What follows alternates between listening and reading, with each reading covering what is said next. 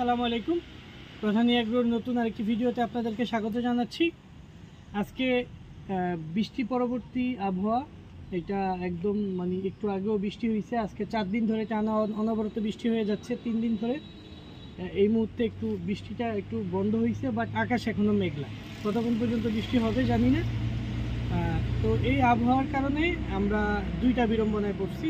একটা হচ্ছে আমাদের কুরিয়ারগুলো টোটালি বন্ধ হয়ে গেছে, বা নার্সারির মধ্যে পানি জমে গেছে, গাছের গোড়া একদম ভিজে মাটি নরম হয়ে গেছে। আমরা সেজন্য কুরিয়ার করতে পারতেছি না।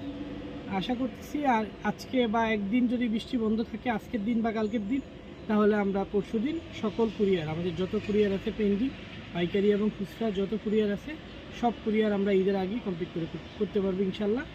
আমাদের যারা ক্রেতা ভাইরা আছে, দয়া করে তারা আমাদেরকে একটু সুযোগ দিবেন, সময় দিবেন, ইনশাল্লাহ আমরা কুরিয়ারটা কমপ্লিট করে দেব।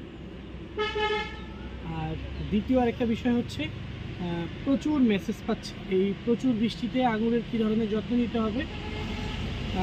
আঙুর গাছ পানি সহ্য করতে পারে, অসুবিধা নেই, বৃষ্টি হইলে তেমন প্রবলেম হবে না।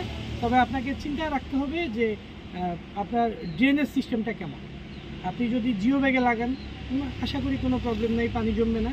কিন্তু আপনি যদি বালতিতে অথবা ড্রামে লাগান, সেই ক্ষেত্রে পানি জমে কিনা, ড্রেনেজটা লকড হয়ে গেছে কিনা, এটা অবশ্যই খেয়াল রাখতে হবে।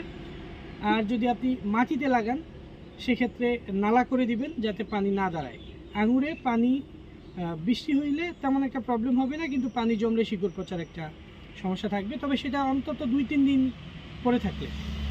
অনেক সময় দেখা যায় অল্প বৃষ্টিতেও আঙুর গাছ মারা যায়, সেগুলো রেয়ার কেস, সেটা উদাহরণের মধ্যে পড়ে না। একটা দুইটা দিয়ে তার উদাহরণ হয় না। আরেকটা প্রবলেম আপনারা দেখবেন, এই যে এটা হচ্ছে আমার একটা লোরাস গাছ, এই যে এ সময় ফল আসছে, এই যে এই ফলগুলা এই যে ফেটে যাচ্ছে। এগুলাতে আমরা আগেই বোরন স্প্রে করছিলাম, তারপরে অতিবৃষ্টির কারণে এটা হয়। এটা খুব স্বাভাবিক বিষয়, এগুলার জন্য আপনারা কিছুই করতে পারবেন না। তবে হ্যাঁ, এই যে দাগটা পড়তেছে কালো কালো, এটার জন্য বৃষ্টি কমলে 3-4 দিন পর পর একটু ছত্রাকনাশকটা স্প্রে করে রাখবেন।